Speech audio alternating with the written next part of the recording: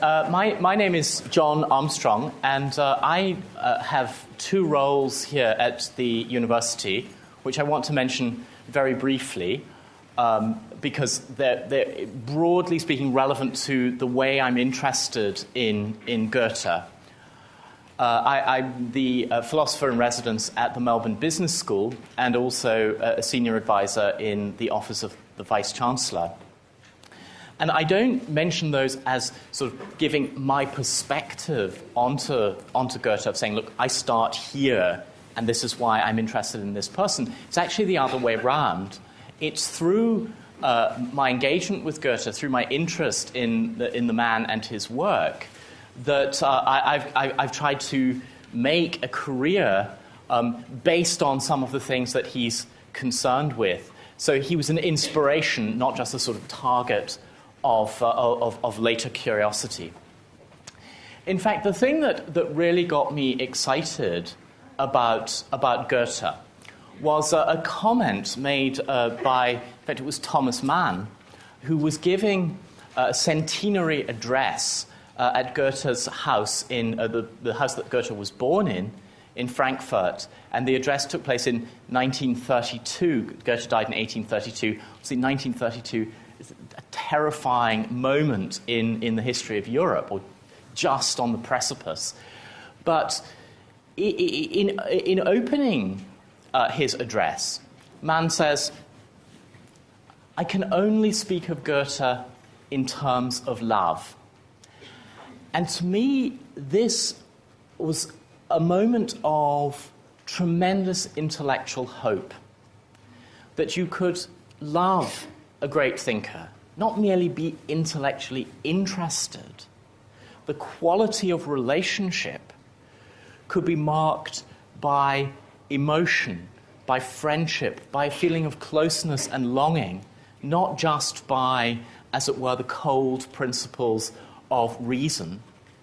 And it was really that illuminated for me what I wanted from intellectual life. I wanted to find thinkers and ideas that I could love. And the project of working on Goethe, which eventually gave rise to writing a book on him, was based around that longing. In thinking about why does one want to get to know the work of a figure like Goethe? It's a famous name. He's got a name that probably a lot of people have heard of, but many people don't know much about. What is one looking for? For me, the beginnings were a feeling of loneliness, of encountering an intellectual world where there seemed to be a lot of very clever people, but where I didn't really feel that I was being spoken to as an individual. And the appeal of Goethe seemed to be that here was someone with whom I could make friends. Slightly unfortunate, he's kind of there in the past rather than in the present, but he lived from 1749 to 1832, so he'd been dead quite a long time before I got round to being interested in him. But really, I want to stress that kind of motive. It's not one, I think, that we're very familiar with in an academic context, to say, well, actually, I got interested in this thinker because I felt lonely, because I wanted to make friends with someone. But the theme of friendship is actually very, very important to Goethe himself and to his conception of intellectual life and of the meaning of life. There was a critical moment in Goethe's life when he had just turned, it was just around the age of 40, and he was traveling in Italy. He'd left Germany, where he'd had quite a successful career, and he was traveling for 18 months in Italy. And there's a point where he he's feeling very isolated. He's left an environment where he knows lots of people, he knows where he fits in. And he's come to Italy where he's got very, very high hopes of having a great time, but he's actually quite isolated. And he starts inventing imaginary friends. He's quite posh in his selection of imaginary friends. My daughter has an imaginary friend called Spongle. I don't know what Spongle's intellectual attainments are. Goethe's first imaginary friend was called Albrecht Durer, who was the most famous and most successful German painter from the early period of the Renaissance.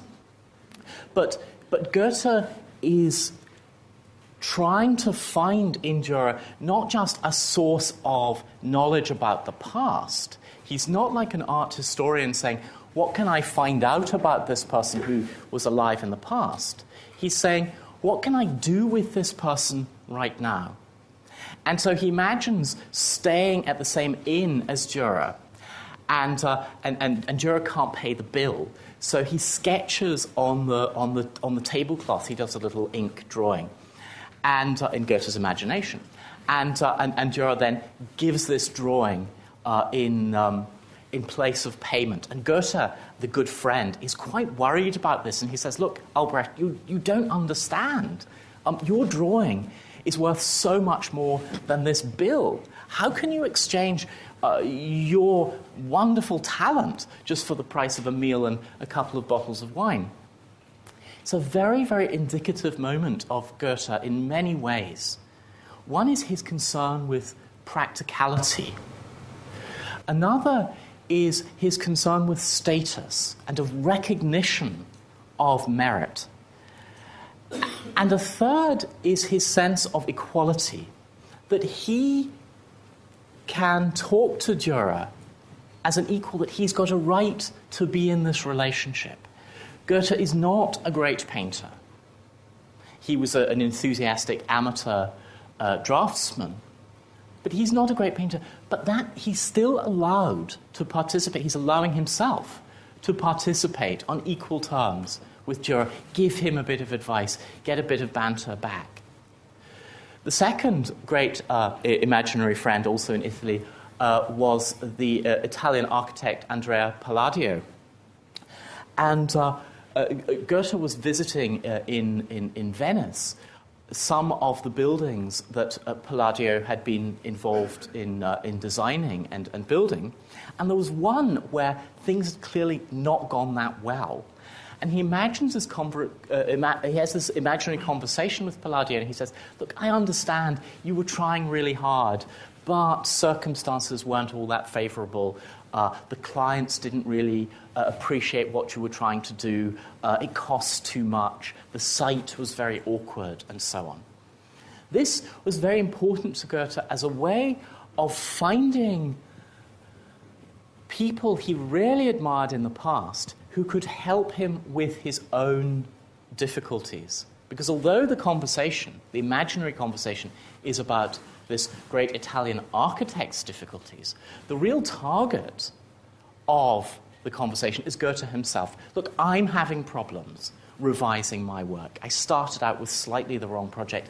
Now the publisher is pressing for me to finish it quickly. I've got to make money from it. I've got all sorts of anxieties around it. And he's imagining someone strong enough, someone with enough cultural status, as it were, who can stand in the position and say, well, that's how it is. You're not an idiot. You're actually just participating in the troubled history of creative endeavor. I am with you. I'm on your side. I understand. Your suffering is not foreign to me. Your longings and ambitions, your nobility of soul, is not foreign to me either. And so Goethe was looking into the cultural past for friends, for people who could intimately help him in his own life. And so I felt on discovering these things about Goethe, that my own project was one that, in a sense, would have made sense to him. In fact, it's a very peculiar fact that Goethe has been the subject of a great scholarly industry. There's a book called Goethe Day by Day, which claims to tell us what Goethe did every single day of his life. It's a terrible lie, because there are at least 427 days out of his 83 years where it's blank, and I just find this really shocking. But the point is that this is so alien to Goethe. That idea of could we go over every little bit of detail? Could we find out what he was doing on that particular Tuesday? What did he have for breakfast? I must know.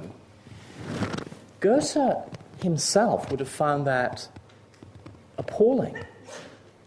And I believe that that he is a pivotal figure for us moderns, because he asks the question, why do you want to know?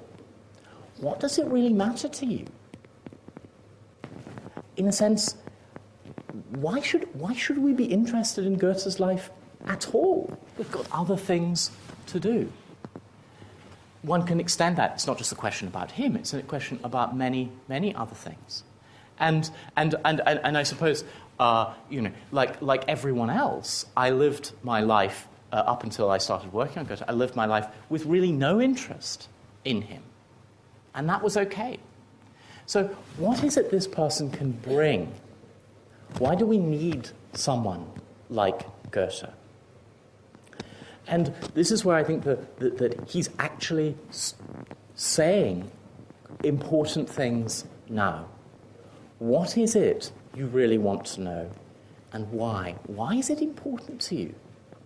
So I have this fantasy of Goethe being really disdainful of these compilers of his life and thinking that they're mere drudges who have completely missed the point of everything that he was trying to say and do.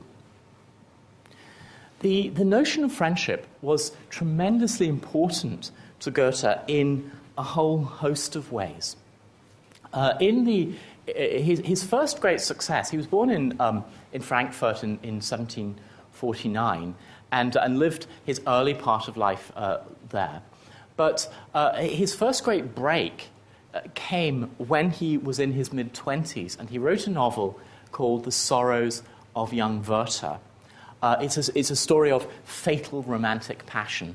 Verta meets this lovely girl called Charlotte, falls in love with her, but she doesn't actually love him all that much in return. She's really nice, she wants to be friends with him, but not much more than that. She already has a really nice fiancé called Albert. And so Verta has this great problem that the girl he loves doesn't love him enough in return, and Verta has a kind of inner fragility, and he spirals downwards. He comes to hate the world, hate himself, and eventually he kills himself.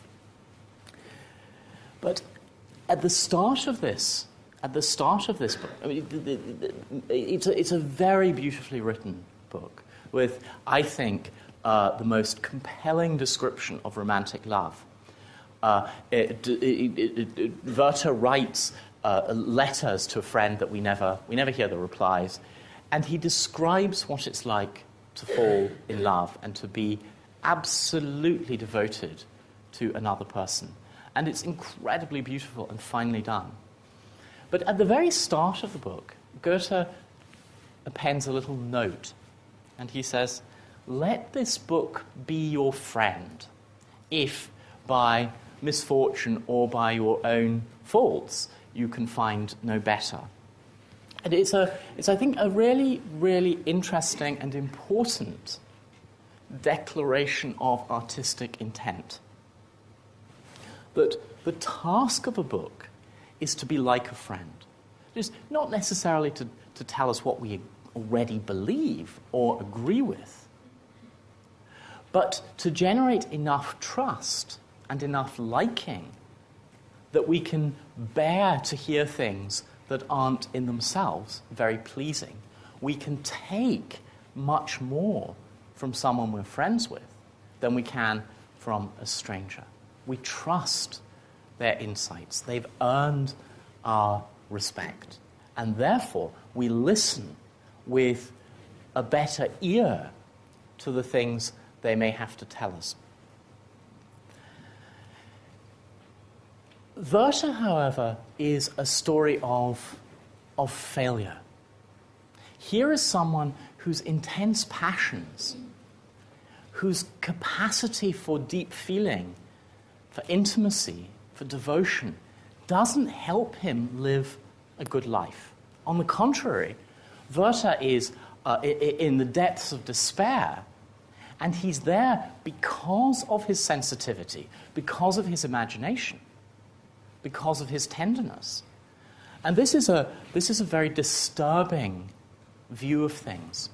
The book, I should say, was tremendously successful, and Goethe was rather disturbed by its success.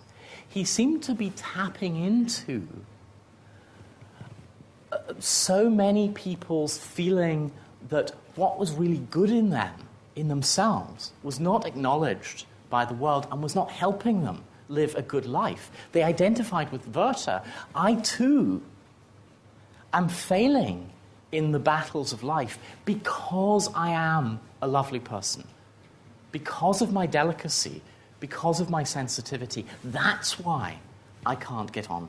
So the Alberts of this world, the fiancé, is kind of not exactly oafish, but he's just kind of hard-working, even-tempered, reliable. Doesn't seem to have very much inner refinement. And so Goethe's, in a sense, confronting one of the crucial, intimate problems of culture, which is how can nobility of soul, how can delicacy of feeling be powerful in the world, be the basis of success, of a flourishing life, rather than the cause of a tragic end, however delightful when recounted in a novel. I mean, who wants one's life to be? Who wants a life that's a lovely novel that ends as Verta's does? But this is a point where Goethe is starting to ask a question that obsesses him all his life, and I think one of tremendous contemporary relevance. Goethe's career can be taken, in a way, as a solution to Verta's problem. After writing the Verta novel, Goethe went off and got a job working as, in a sense, the chief of staff for the Duke of Weimar, who was a young, kind of great landowner, princeling of the Holy Roman Empire.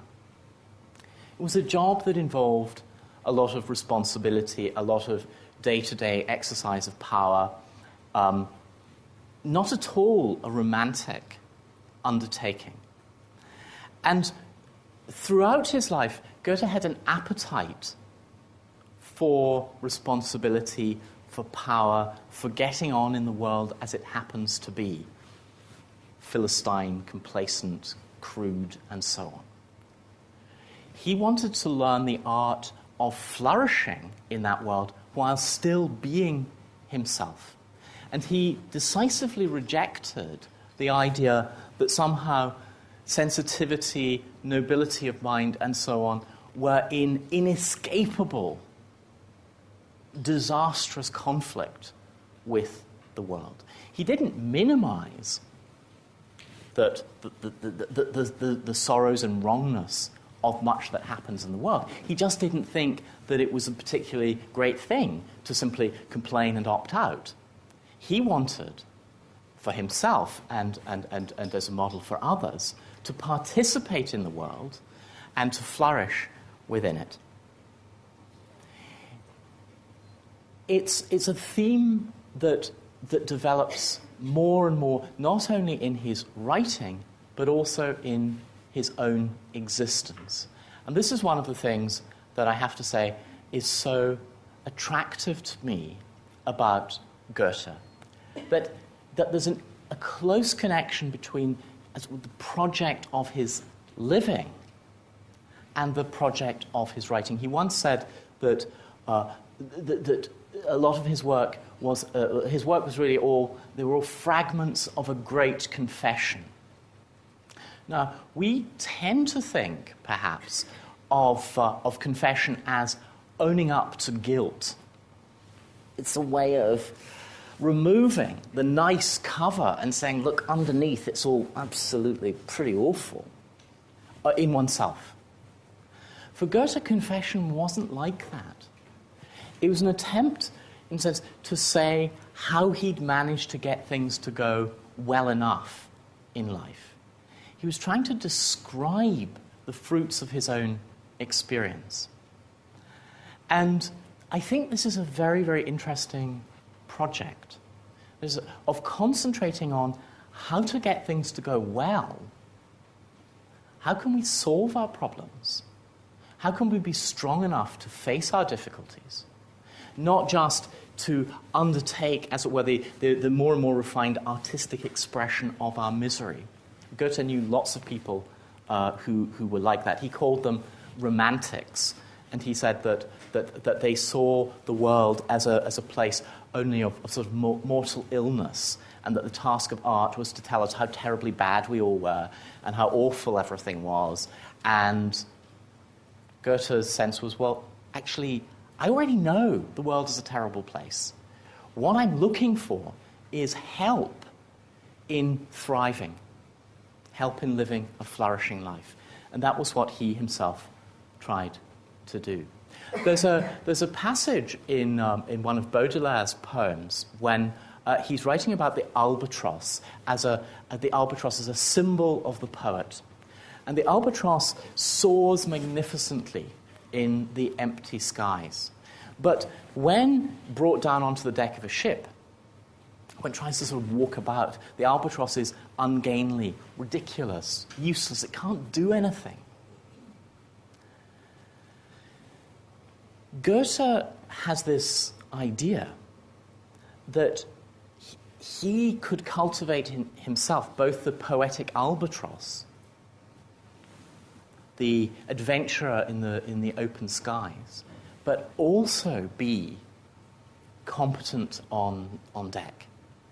Also manage to function and flourish quite well in the mundane elements. And it seems to me that this is a message of political urgency today. Can we get the forces of sensitivity, of inspiration, of refinement to function well on the deck of, as it were, the ship of state in our practical lives? Allowing that, we have to do a great number of things which have very little soaring in them. Goethe went on to explore this theme of, as it were, the friendship, the potential, the hoped-for friendship between the poetic aspects of life and the mundane aspects of life in his second great novel. There was The Sorrows of Young Verta, which he wrote in the 1770s, and then about 20 years later, a much longer novel called Vilhelm Meister, which goes on and on and on. But the Wilhelm Meister is really a study of what would have happened to Verta if he'd been a bit more courageous, or perhaps just a little bit more lucky, if he'd managed to continue after his rejection by Charlotte. Wilhelm is the son of a prosperous merchant But he hates prosperous merchants, and he hates money, and he hates business. And he writes this little poem, aged, I suppose, probably about 18. He writes this poem, and he says, the goddess of poetry is young and beautiful and magnificent and so on, and the goddess of money is crabbed and mean and ugly and destroys all life. It's a very familiar sentiment in many ways. And Vilhelm sets out to confront the world from this starting point. He too is deceived in love and is very, very unhappy, and reverses his original hierarchy of preference. He now comes to think poetry is just this arena of illusion and of pretense. It tells you, oh, love is wonderful and so on. Actually, love is terrible. It tells you money is sordid and so on. Money is real. Business is logical. It involves responsibility and organization. It's about having your feet on the ground, seeing things as they are. That's what I need. That's what I'm going to devote my life to now. And so we get this kind of reversal. The relationship between poetry and, as it were, money and all that money might stand for, responsibility, realism, prudence. And Goethe traces some of the possible relationships that there might be here in, I think, a very generous way, tracing them through the development of an individual life. He's not just sort of standing back and saying, sort of theoretically, what are the options? He's saying, let me look at a really interesting person, this Vilhelm character, and try and work out how these themes play out in his life. Later on, while he's involved in business, Vilhelm gets interested in a group of theatre actors. And it revives an old interest of his. He'd been very interested in theatre when he was young. And he starts to take, starts to get involved in both in their plays, but also in their existence as a commercial entity. This theatre troupe can't just soar in the open skies. They've got to get audiences. They've got to they've got to invest in props. They've got to buy costumes. They've got to pay for their lodgings. And Vilhelm starts to get involved partly as a writer, partly as a director, but also as an investor, also as someone who is responsible for the underlying material conditions of this theatre group.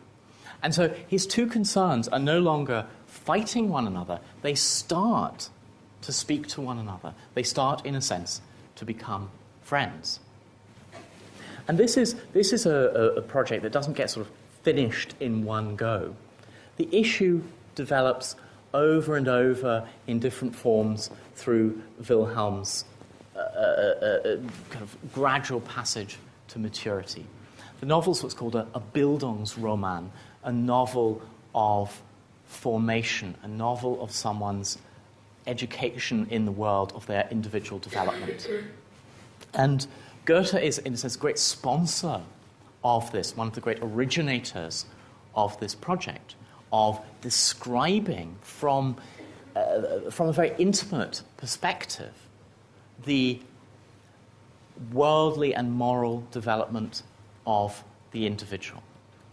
So Vilhelm goes on to get more involved in worldly projects. And the culmination of the novel is he starts out sort of quite young, he's sort of 18 or so, and at the end of his 20s, there's a culminating point where he is brought into, in a symbolic way, the adult community.